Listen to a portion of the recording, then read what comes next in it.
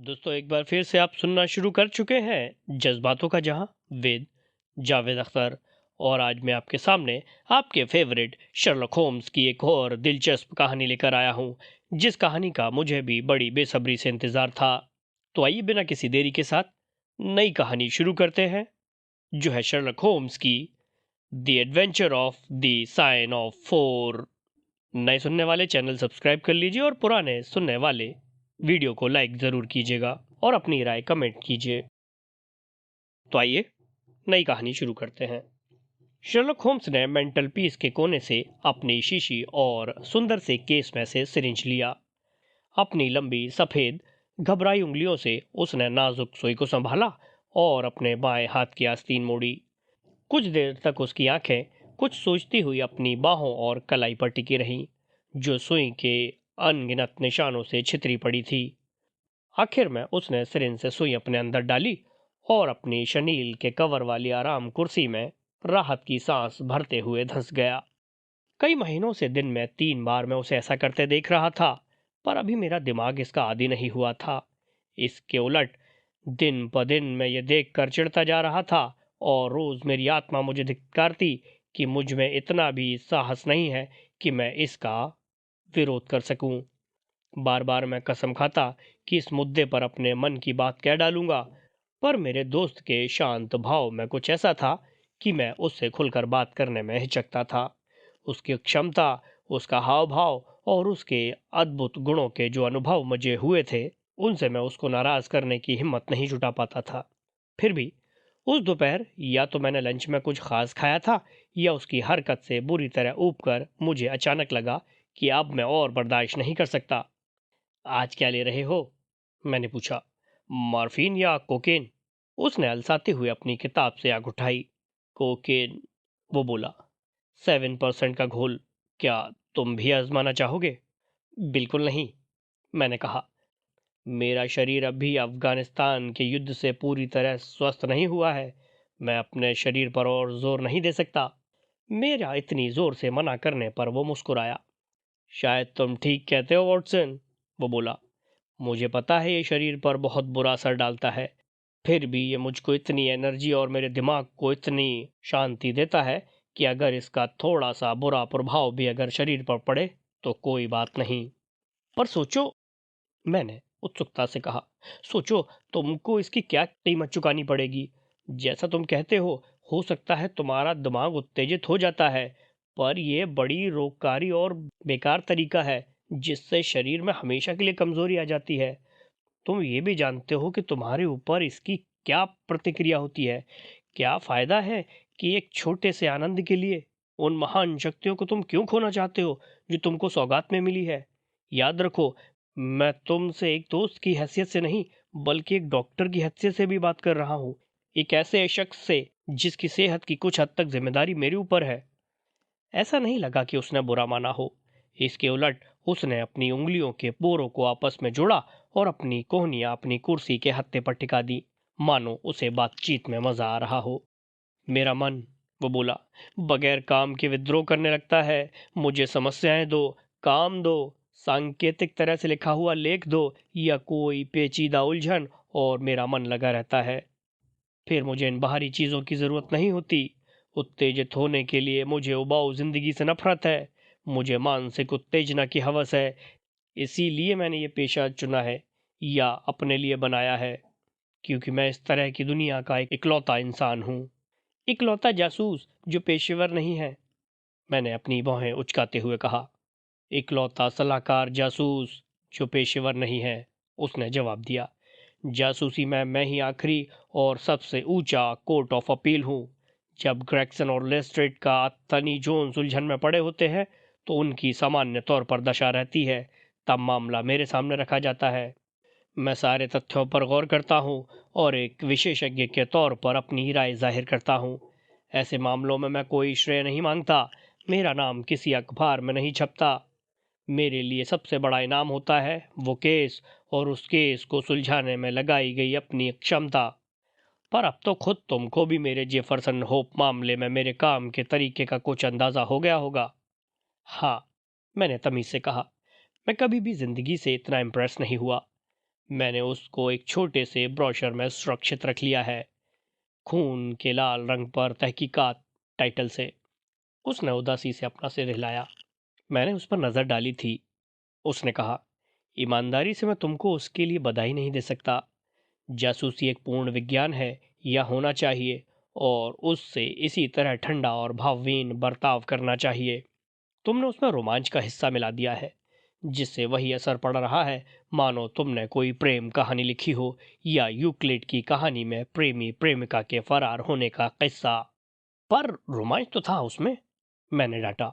मैं तथ्यों से छेड़छाड़ नहीं कर सकता।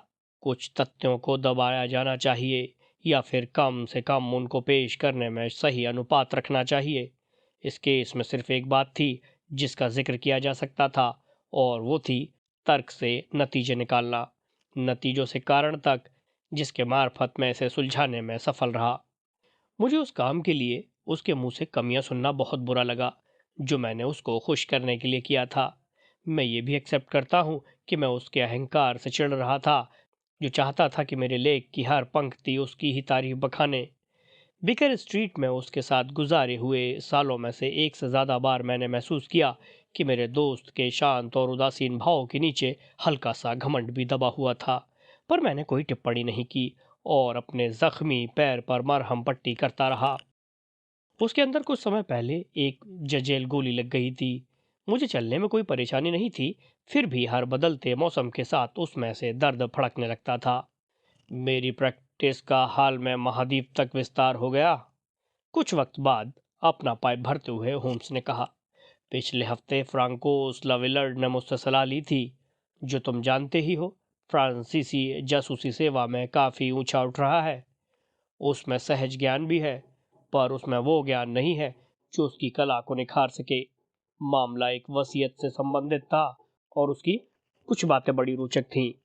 मैंने उसको दो मिलते जुलते मामलों का हवाला दिया, एक 1897 में रिगा का मामला, और दूसरा 1831 में सेंट लुइस का मामला, जिससे उनको असली हल ढूंढने में मदद मिली। ये रहा वो लेटर जो मुझे सवेरे ही मिला था, जिसमें उसने मेरी मदद के लिए एहसान जताया है। बोलते बोलते उसने मेरी ओर एक मोड़ा तोड़ा विदेशी कागज का टुकड़ा फेंका। मैंने उस पर ऊपर से नीचे तक नजर दौड़ाई, जिसमें तारीफों की भरमार थी। इससे मालूम पड़ता था कि वो फ्रांसीसी उसका कितना बड़ा प्रशंसक है। ये तो ऐसे लग रहा है मानो शिष्य गुरु से बात कर रहा हो, मैंने कहा। ओह, वो मेरी मदद को कुछ ज्यादा ही भाव दे रहा है, शर्लक होम्स ने हकलेपन से कहा। वो खुद भी काफी हुनर वाला है। एक आदर्श जासूस के लिए जरूरी तीन में से दो गुण उसके पास है। उसमें गौर करने और निष्कर्ष निकालने की क्षमता है। उसमें बस ज्ञान की कमी है, और वो भी वक्त के साथ आ सकता है। अब वो मेरे कामों का फ्रेंच में अनुवाद कर रहा है। तुम्हारे काम? क्या तुमको नहीं मालूम? वो हंसते हुए बोला। हाँ, मैं कई लेखों का अपराधी हूँ। वो सभी तकनीकी विषयों पर आधारित है। एग्जाम्पल के लिए इस लेख को देखो, जिसका टाइटल है विभिन्न तंबाकुओं की राख के बीच फर्क। इसमें मैंने 140 प्रकार के सिगारों, सिगरेटों और पाइपों का ब्यौरा दिया है, और उनकी राखों के बीच का फर्क बताया है। ये मुद्दा लगातार आपराधिक मामलों में उठता रहता है, और जो सुराग के तौर पर सबसे ज़्यादा इम्पोर्टेंट होता है। एग्जाम्पल के लिए, अगर आप निश्चित तौर पर कह सकें कि हत्या किसी ऐसे आदमी ने की है जो हिंदुस्तानी हुक्का पी रहा था, तो आपकी छानबीन का दायरा कम हो जाता है। एक ट्रेंड नज़र के लिए, ट्रेशनोपोली की काली राख और बर्ड आई की सफ़ेद फूली हुई राख में उतना ही फर्क है जितना आलू और पत्ता गोभी में। तुम्हारे पास छोटी से छोटी बात पर गौर करने की अद्भुत क्षमता है। तुम्हारे पास छोटी से छोटी बात पर गौर करने की बेमिसाल ताकत है। मैं उनके महत्व की कद्र करता हूँ। मेरा ये लेख पैरों के निशान से रिलेटेड है, और कुछ टिप्पणियाँ भी हैं कि कैसे प्लास्टर ऑफ पेरिस का इस्तेमाल करके पैरों के निशानों के सांचे बनाए जा सकते हैं। ये छोटा सा लेख ये बताता है कि किसी के पेशे का उसके हाथ की बनावट पर कैसे असर पड़ता है, और सबूत के तौर पर पत्थर के सांचों पर नाविक, बुनकर, हीरा तराशने वाले, स्लेट बनाने वाले और लिखने वालों के हाथों के छापे दिखाए गए हैं। वैज्ञानिकों, जासूसों के लिए काफ़ी इंटरेस्टिंग विषय है, खासकर उन लाशों के मामले में जो लावारिस होती हैं, या अपराधियों की पिछली जिंदगी जानने में। पर अपने इस खास टॉपिक से अब मैं तुमको बोर कर रहा हूँ? बिल्कुल भी नहीं, मैंने उत्सुकता से जवाब दिया। ये मुझे बहुत इंटरेस्टिंग लग रहा है कि देखूं तुम इसको प्रैक्टिकल कैसे अमल करते हो।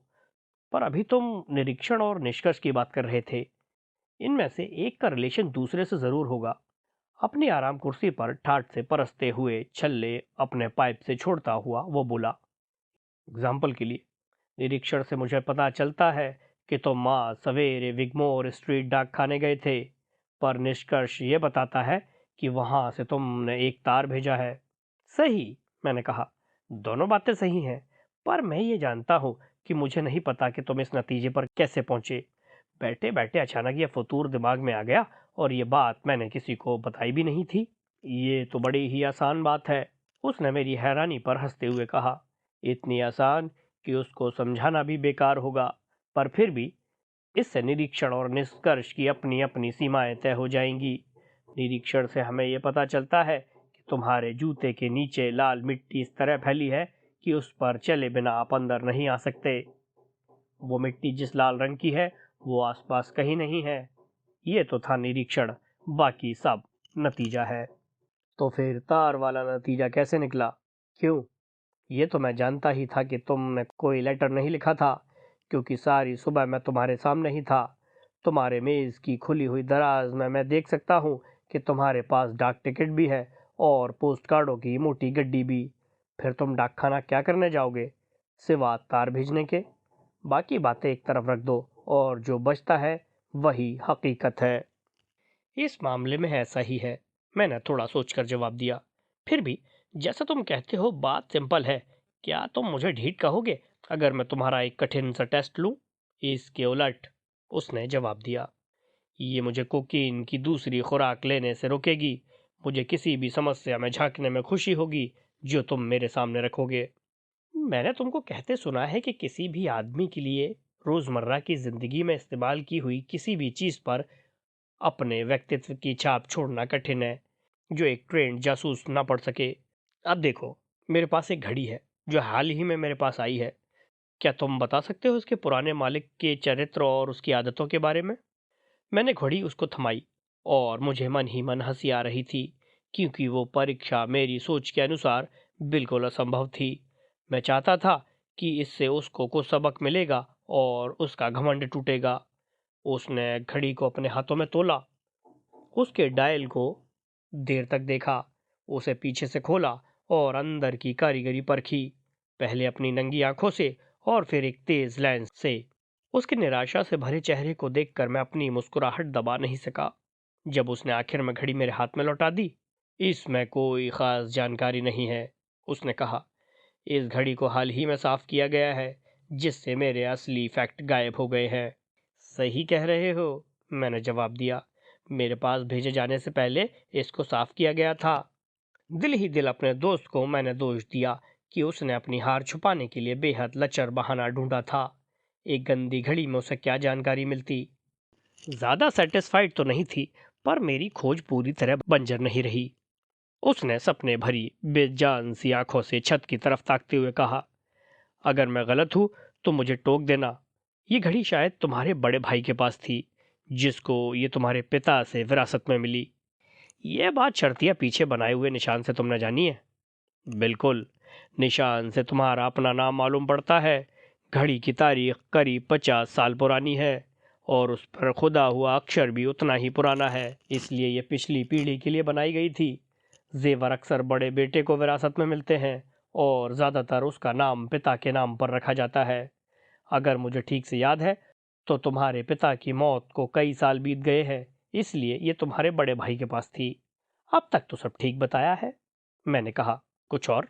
वो बड़ी गंदी आदतों वाला शख्स था, बहुत गंदा और लापरवाह। उसको काफी दौलत विरासत में मिली थी, पर उसने सारे अफसर गंवा दिए।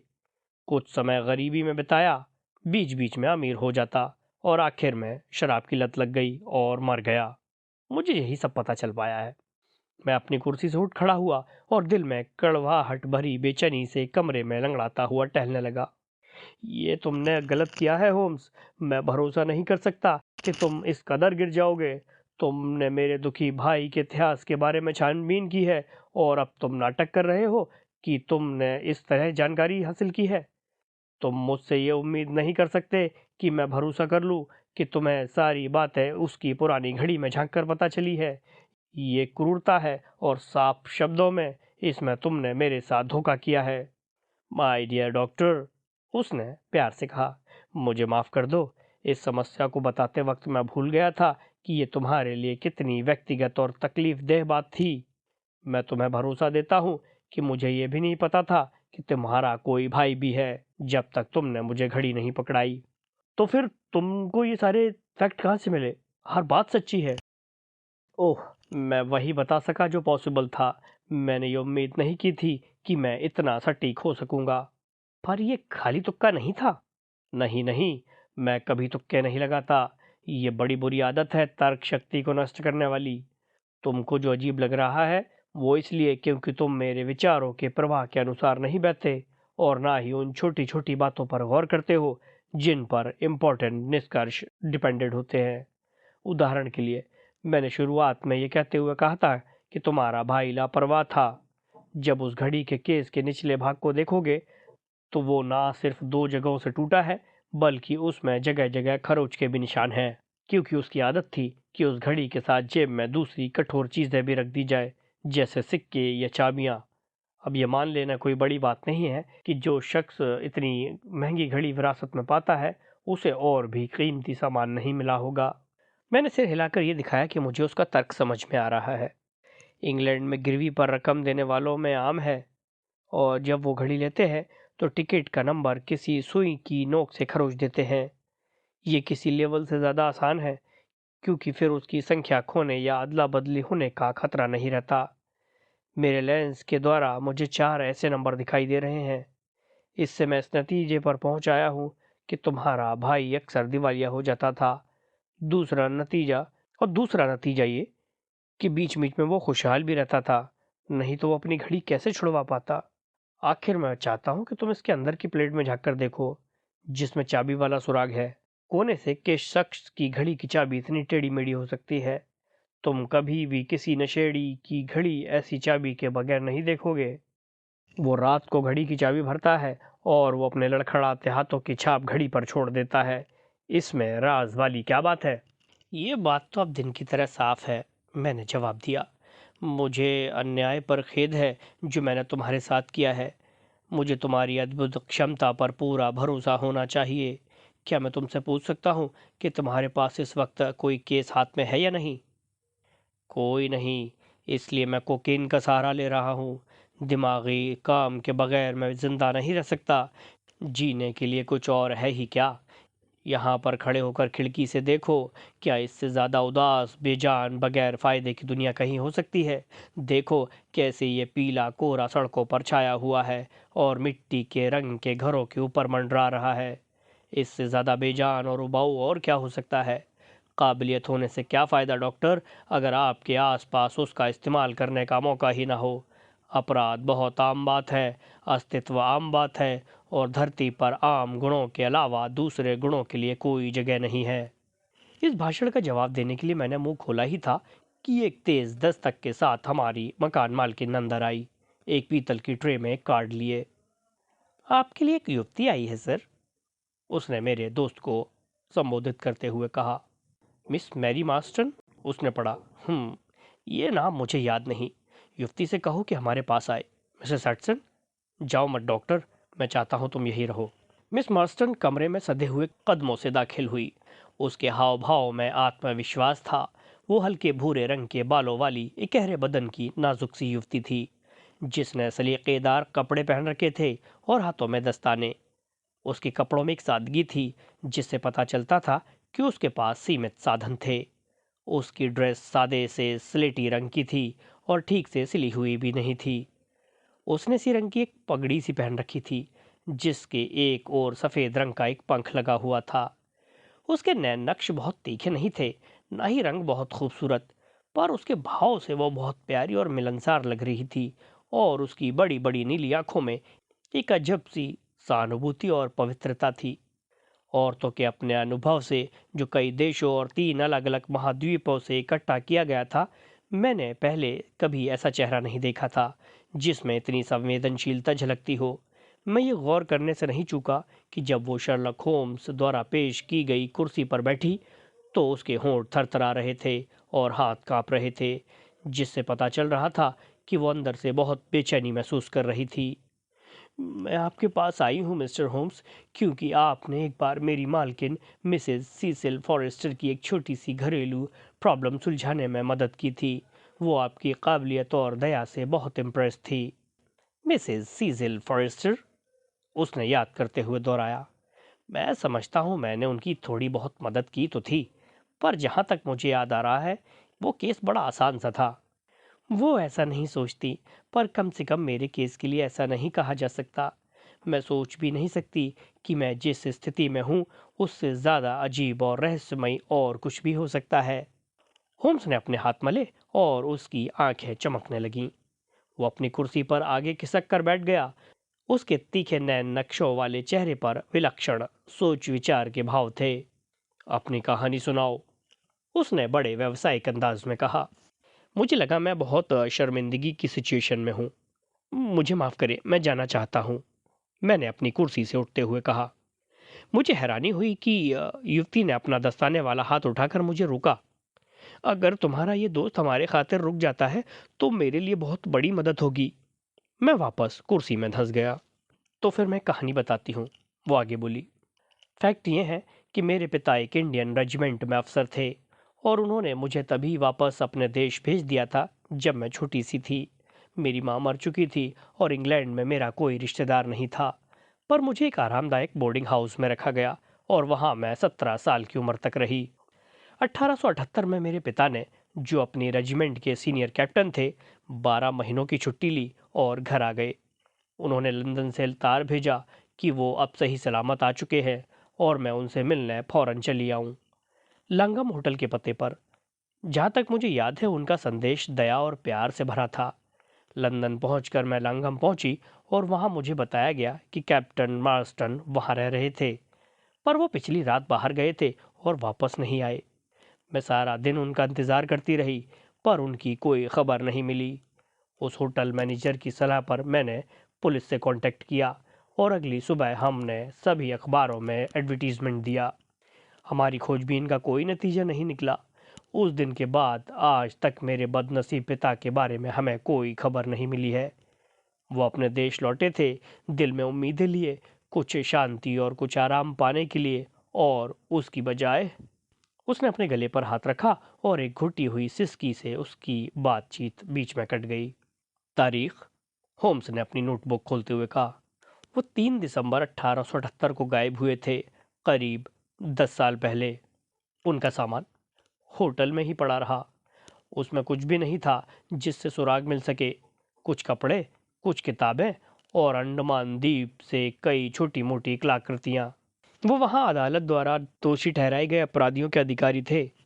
क्या शहर में उनके दोस्त थे? सिर्फ एक, जिनके बारे में हम जानते हैं। उन्हीं की रेजिमेंट 34वीं बम्बई पैदल सेना के मेजर शाल्टो। मेजर कुछ वक्त पहले रिटायर हो गया था और अपर नॉर्वुड में रहता था। हमने उससे कांटेक्ट किया था, पर उसको नहीं मालूम था कि उसका साथी अफसर इंग्लैंड में है। अजीब है ये केस। मैंने सबसे अजीब बात अभी नहीं बताई। 6 साल पहले, यानी 4 मई 1882 को द टाइम्स में एक एडवर्टीजमेंट छपा जिसमें मिस मैरी मार्स्टन का पता पूछा गया था और ये कि अगर वो सामने आती है तो उसके हित में होगा। विज्ञापन के साथ कोई नाम या पता नहीं था।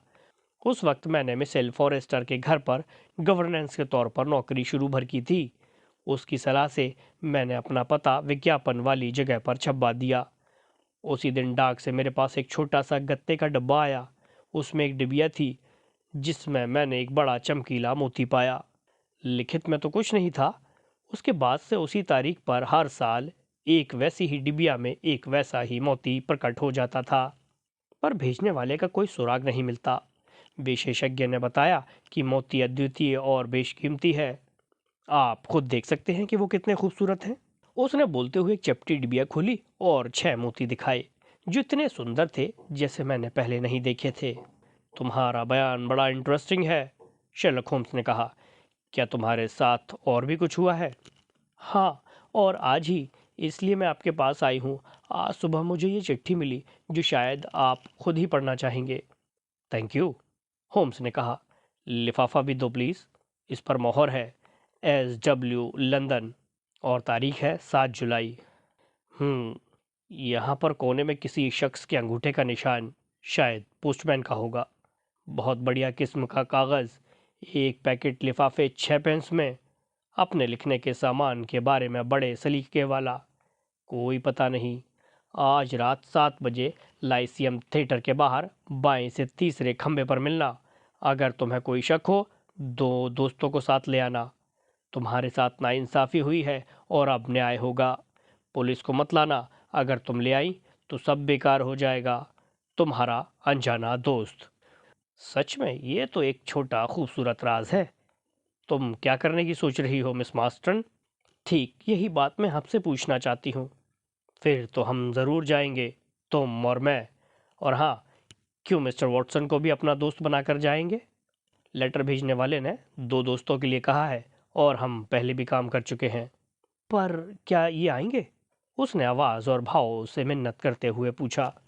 मुझे गर्व और खुशी होगी, मैंने उत्सुकता से कहा, अगर मैं किसी तरह मदद कर सकता हूँ।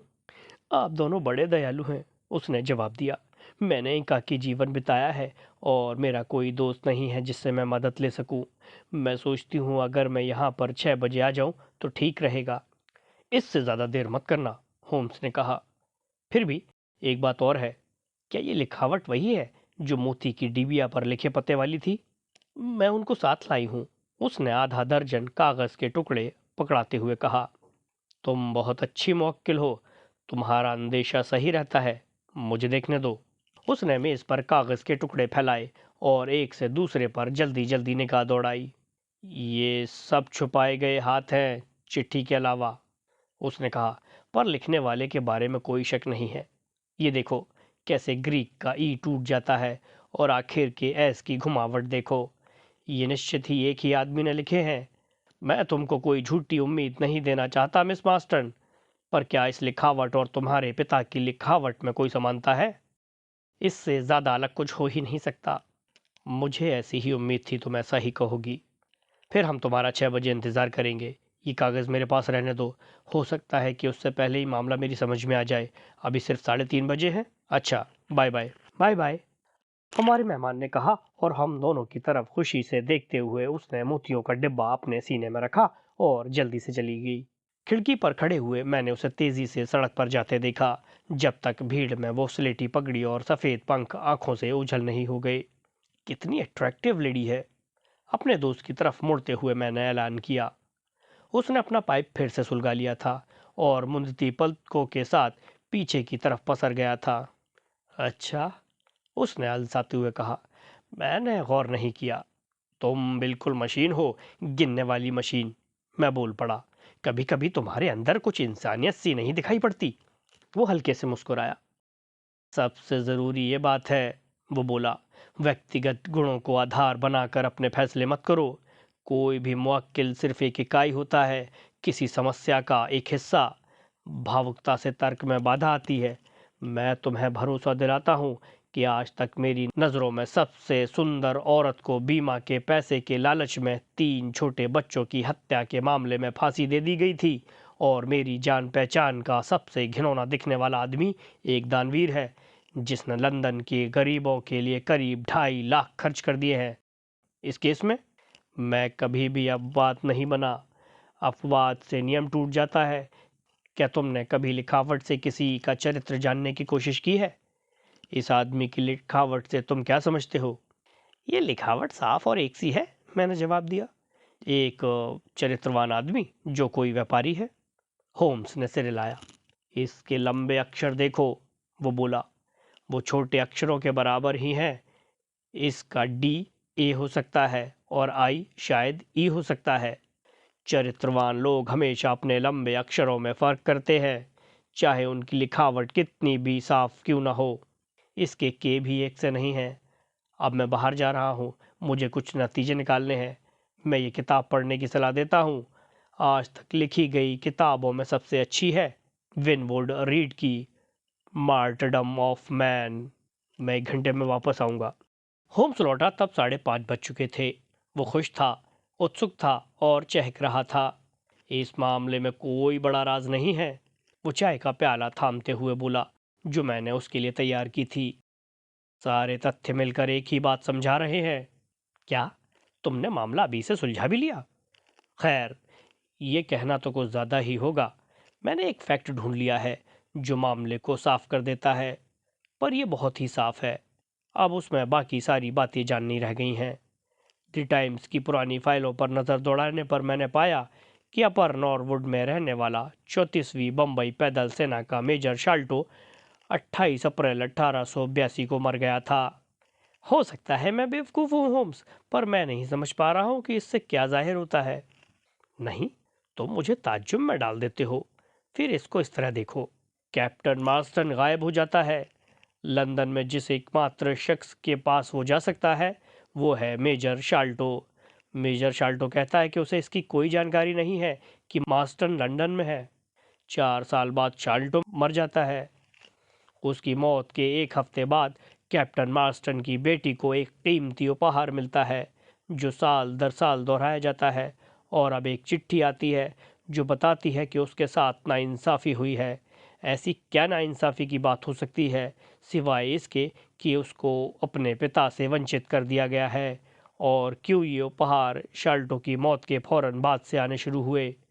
अगर शाल्टो का वारिस इस राज के बारे में नहीं जानता अगर शाल्टो का वारिस इस राज के बारे में नहीं जानता होता और वो इसका प्रायश्चित करना चाहता हो तो क्या तुम्हारे पास इसके अलावा कोई और सुझाव है जो तथ्यों से मेल खाता हो?